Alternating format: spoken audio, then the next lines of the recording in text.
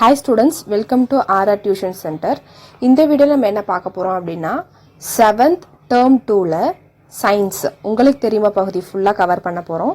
இது கண்டிப்பா உங்களுக்கு ஹெல்ப்ஃபுல்லா இருக்கும். ஒன் வேர்ட்ஸ்லாம் அட்டெண்ட் பண்ண ரொம்ப ஹெல்ப்ஃபுல்லா இருக்கும்.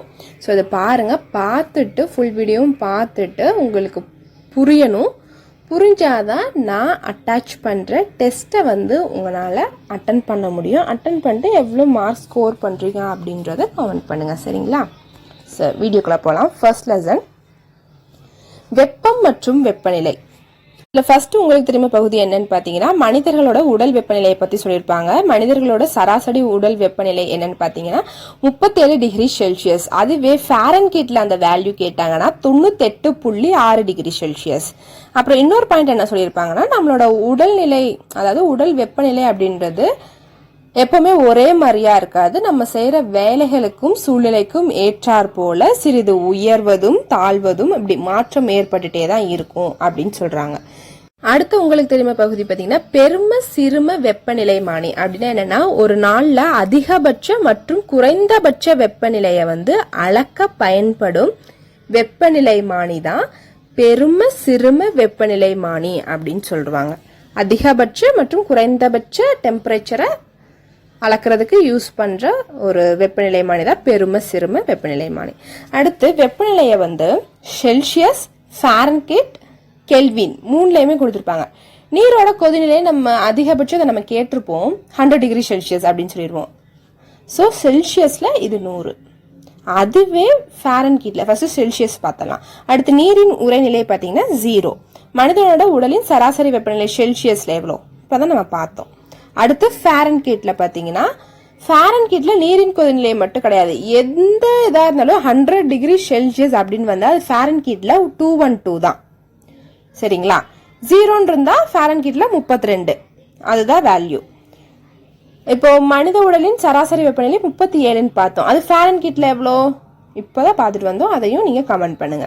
அடுத்து கெல்வின். கெல்வின் ஞாபகம் வச்சுக்கிறதா கொஞ்சம் கஷ்டமா இருக்கும். என்னன்னா நீங்க நீரோட கொதிநிலையோ இல்ல உறைநிலையோ ஏதோ ஒண்ணு ஞாபகம் வச்சுக்கோங்க. கொதிநிலை ஞாபகம் வச்சுக்கிட்டீங்கன்னா 373.15 கெல்வின் அப்படின்றத நீரோட உறைநிலை அப்படின்னு சொல்லலாம். இல்ல 100 கம்மி பண்ணிருங்க, 273.15. இதை வந்து நம்ம ஈஸியா ஞாபகம் வச்சுக்கணும். ஆனா உடலின் சராசரி வெப்பநிலை கெல்வின்ல கேட்டா 310.15. அது மட்டும் கொஞ்சம் ஞாபகம் வச்சுக்கிறது கஷ்டமா இருக்கும், ஆனா அது பாத்துக்கோங்க. அடுத்தது பாத்தீங்கன்னா உலகிலேயே பெரும்பான்மையான மனிதர்கள் அவங்களோட டெய்லி லைஃப்ல யூஸ் பண்ற ஒரு அளவீடு அப்படின்னு பாத்தீங்கன்னா அது செல்சியஸ் தான். ஸோ கெல்வின் அளவீட்டு முறையை வந்து தனிச்சுழி அளவீட்டு முறைன்னு கூட சொல்லுவாங்க. இப்போ 1 டிகிரி செல்சியஸ் டெம்பரேச்சர்ல ஏதாவது ஒரு சேஞ்ச் மாற்றம் ஏற்பட்டால் 1 கெல்வின் வெப்பநிலையிலும் மாறுபாடு ஏற்படும். அப்படிதான் வடிவமைச்சிருக்காங்க. இப்போ செல்சியஸ்ல உள்ள வேல்யூவை கெல்வினுக்கு மாத்தணும் அப்படின்னா 273.15 அப்படின்ற மதிப்போட செல்சியஸ்ல என்ன உங்களுக்கு வேல்யூ இருக்கோ அதை கூட்டினாலோ கழிச்சாலோ செல்சியஸ்ல உள்ள வேல்யூவை கெல்வினுக்கு மாத்திரலாம். ஓகேங்களா? ஆனா ஐக்கிய அமெரிக்க நாடுகள்ல ஃபாரன்ஹீட் முறையை தான் பயன்படுத்துறாங்க. அந்த ஃபாரன்ஹீட்டை கெல்வினுக்கு மாத்துறதுன்றது வந்து ரொம்ப சாதாரணமான விஷயம் கிடையாது. அதனாலதான் ரான்ஹீட் முறை அப்படின்றத ஒண்ணு கொண்டு வராங்க. இது என்னன்னு பாத்தீங்கன்னா கிளாஸ்கோ பல்கலைக்கழகத்துல பொறியியலாளர் மற்றும் இயற்பியலாளரா ரான்கீன் அப்படின்றவர் 1859ஆம் ஆண்டு இந்த ரான்கீன் முறையை வந்து கண்டுபிடிக்கிறாரு. சோ இது பாத்தீங்கன்னா ஒரு டிகிரி ரான்கீன்ல ஏற்படுற மாற்றம் வந்து 1 டிகிரி ஃபாரன்ஹீட்டுக்கு சமமாகும் அந்த வகையில அமைக்கப்பட்டிருக்கு. அதனால ஃபாரன்ஹீட் அளவீட்டு முறையை பயன்படுத்துறவங்களுக்கு தனிச்சுழினா நம்ம என்ன சொன்னோம், கெல்வின் முறைக்கு வேணும் அப்படின்னா, அதாவது ஃபாரன்ஹீட்டை கெல்வினுக்கு மாத்தணும் அப்படின்னா என்ன ஃபார்முலானா R = F + 459.67. இதுதான் வாய்ப்பாடு. அங்க எப்படி 273.15 செல்சியஸ்ல உள்ளதை கூட்டினால கழிச்சாலும் நமக்கு வந்து வேல்யூ கிடைக்குமோ, அதே மாதிரி ஃபாரன்ஹீட்ல உள்ளதை கெல்வினுக்கு மாத்துறதுக்கு R = F + 459.67. அடுத்து செகண்ட் லெசன் மின்னோட்டவியல். நமது உடலில் இயற்கையாக உருவாகும் மின் சைகைகளோட துலங்கள் தான் எல்லா தசையும் இயங்குறதுக்கு காரணம் அப்படின்னு சொல்லியிருப்பாங்க. இது ஒரு பாயிண்ட். அடுத்து பாத்தீங்கன்னா குறுக்கு மின்சுற்று. அதாவது நம்ம வீட்டுக்கிட்ட எல்லாம் பார்த்தீங்கன்னா மின் கம்பங்கள்ல சில நேரம்லாம் தீப்பொறி வரும், இல்லை மின்சாரம் தீப்பொறி இது மாதிரிலாம் வரும். அந்த தீப்பொறி வர்றதுக்கு என்ன ரீசன் அப்படின்னு சொல்லியிருப்பாங்க. இது என்ன ரீசன்னா, ஒரு பாயிண்ட்ல இருந்து இன்னொரு பாயிண்ட்டுக்கு கரண்ட் பாஸ் ஆகும் போது ஒரே ஃப்ளோல இல்லாமல் பவர் கம்மியாவோ இல்லை அந்த இடத்துல ஏதாவது ஒரு தடை ஏற்பட்டாலோ இந்த தீப்பொறின்றது வரும். இதுக்கு பேர் தான் குறுக்கு மின்சுற்று அப்படின்னு சொல்லுவாங்க. அடுத்தது, தாமிரத்தால் ஆன மின் கடத்திகள் மிக குறைந்த மின் தடையை தான் கொடுக்கும். அதனாலதான் தாமிர கம்பிகளை வீட்டு மின் சுற்றுகளுக்கு பயன்படுத்துறாங்க. இந்த மாதிரி கம்பிகள் அதிக மின்தடையை கொண்டுள்ள பொருட்களால் சூழப்பட்டு இருக்கும். இந்த பொருட்கள் பொதுவாகவே எதுல தயாரிச்சிருப்பாங்க அப்படின்னா நெகிழ்வான பிளாஸ்டிக்னால செய்யப்பட்டிருக்கும். அடுத்து உங்களுக்கு தெரியுமா பகுதி பார்த்தீங்கன்னா sim card, computer, ATM card இதெல்லாம் எதுல தயாரிக்கப்படுது அப்படின்றத கேட்டிருப்பாங்க. எதுல அப்படின்னு பார்த்தீங்கன்னா சிலிக்கான் மற்றும் ஜெர்மேனியம். இது ரொம்ப இம்பார்ட்டன்ட். சிலிக்கான் மற்றும் ஜெர்மேனியத்தில் தயாரிக்கப்பட்டிருக்கிறது தான் இந்த sim card, computer, ATM card இதெல்லாம். ஏன்னா அது அதோட மின் கடத்தித்திறன் எலக்ட்ரிக் பாஸ் பண்றது பார்த்தீங்கன்னா எதுக்கு இடையில இருக்கும், நற்கடத்திகளுக்கும் காப்பானுக்கும் இடையில இருக்கும். அதனாலதான் இந்த சிலிக்கானையும் ஜெர்மேனியத்தையும் யூஸ் பண்றாங்க. அடுத்த தேர்ட் லெசன், நம்மை சுற்றி நிகழும் மாற்றங்கள்.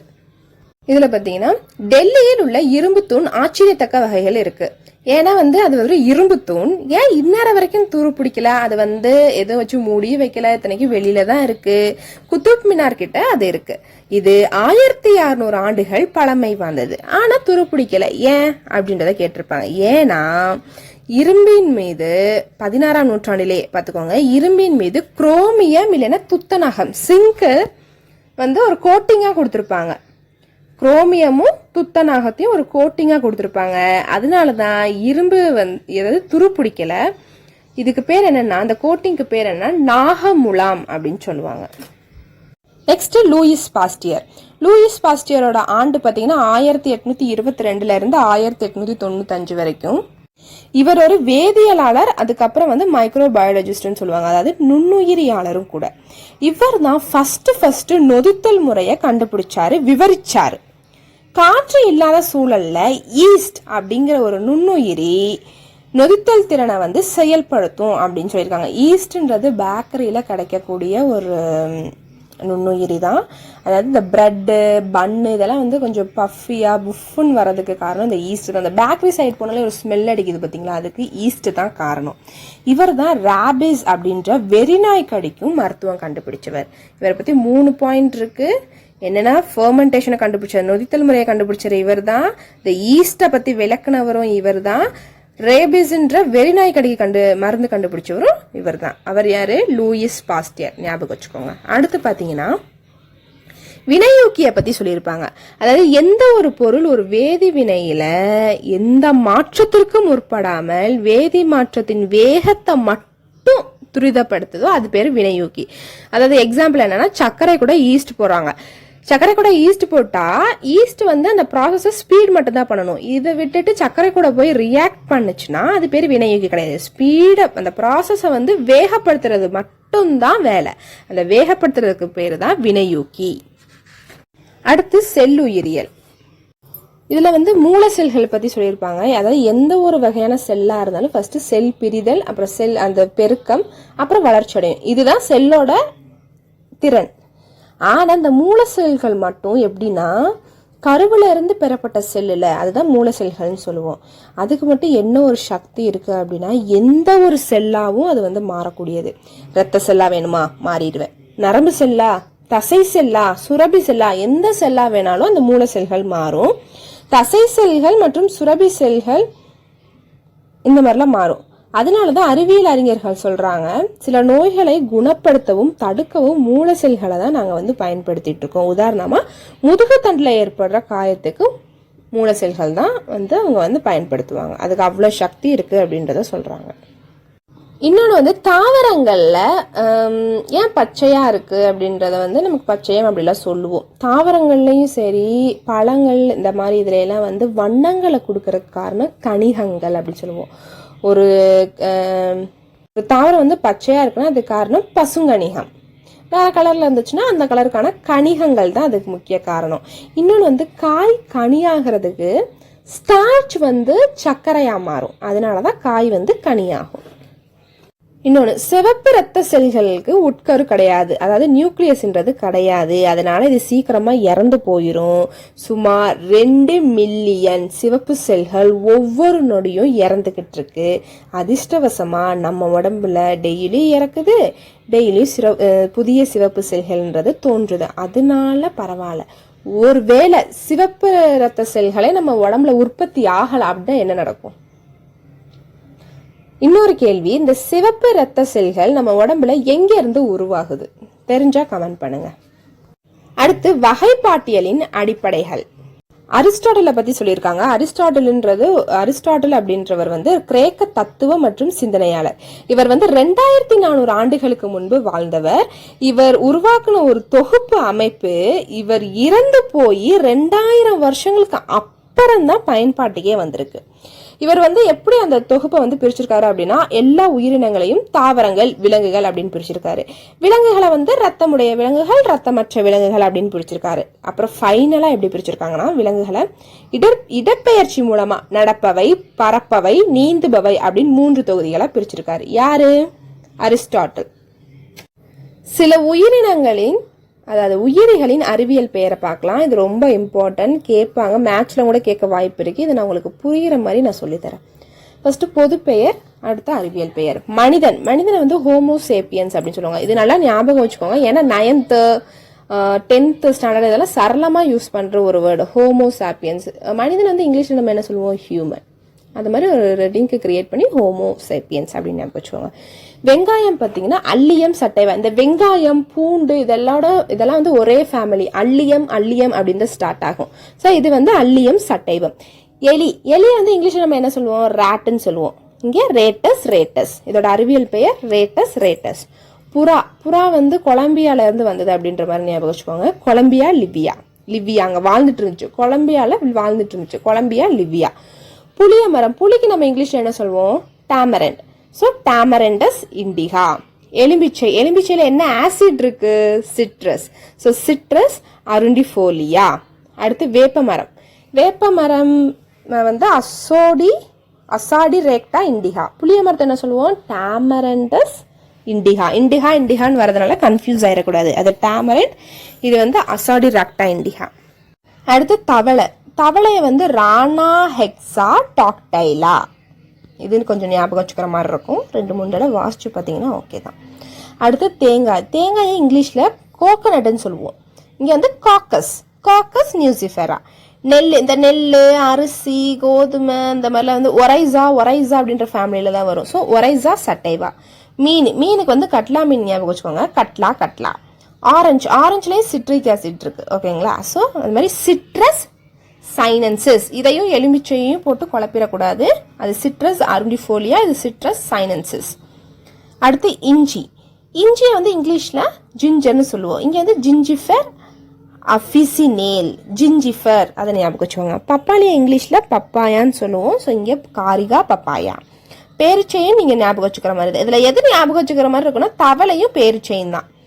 பேரிச்சை வந்து ஃபோனிக்ஸ் டாக்டைலிஃபெரா. அவ்வளவுதான். அடுத்த லெசன் கணினி வரைகலை. இதுல ஒரே ஒரு மட்டும்தான் இருக்கும், ஒரு பாக்ஸ் தான் இருக்கும், அது பார்த்துக்கோங்க. இதுல நீங்க எப்படி ஞாபகம் வச்சுக்கோன்னா, நியூ, ஓப்பன், சேவ், பிரிண்ட், இதோட ஃபர்ஸ்ட் லெட்டரை மட்டும் ஞாபகம் வச்சுக்கோங்க. வச்சுட்டு Ctrl+ கொடுத்து ஃபர்ஸ்ட் லெட்டர் ப்ரெஸ் பண்ணா உங்களுக்கு அந்த ஃபைல் ஓப்பன் ஆகும். ஸோ நியூக்கு Ctrl+N, ஓப்பனுக்கு Ctrl+O, சேவுக்கு Ctrl+S, பிரிண்ட்டுக்கு Ctrl+P, குவிட்டுக்கு வந்து எஸ்கேப், ESC, எஸ்கேப் அப்படின்னு ஞாபகம் வச்சுக்கோங்க. இதுதான் கீபோர்டில் உள்ள ஃபர்ஸ்ட் பட்டன், எஸ்கேப். அடுத்து அன்டூ, ரீடு. அன்டூ அப்படின்றத வந்து நம்ம ஒரு வேர்ட் ஃபைலில் ஏதாவது டைப் பண்ணி வச்சுருக்கோம்னா அது வேண்டாம் அப்படின்றத வந்து கேன்சல் பண்ணுறதுக்கு Ctrl+Z, இல்லை திரும்பி எனக்கு அது வேணும் அப்படி ரீடூ பண்ணோன்னா Ctrl+Y, Ctrl+Z, Ctrl+Y, அவ்வளோதான். ஸோ இந்த வீடியோ உங்களுக்கு பிடிச்சிருக்குன்னு நம்புகிறேன். டெஸ்ட்டை அட்டன் பண்ணிடுங்க. எவ்வளோ மார்க்குன்றதை டிஸ்கிரிப்ஷனில் கமெண்ட் பண்ணுங்கள். இந்த மாதிரி யூஸ்ஃபுல்லான வீடியோக்கு ஆரா டியூஷன் சென்டரை சப்ஸ்கிரைப் பண்ணிக்கோங்க. ஏதாவது டாபிக்ஸ் உங்களுக்கு புரியலை, எந்த ஸ்டாண்டர்டாக இருந்தாலும் பரவாயில்ல, ஏதாவது டாபிக்ஸ் புரியலை, டஃப்பாக இருக்குது, இது எனக்கு ஈஸியாக சொல்லித்தாங்க அப்படின்ற மாதிரி ஏதாவது இருந்தாலும் காமெண்ட் பண்ணுங்கள். தேங்க்யூ.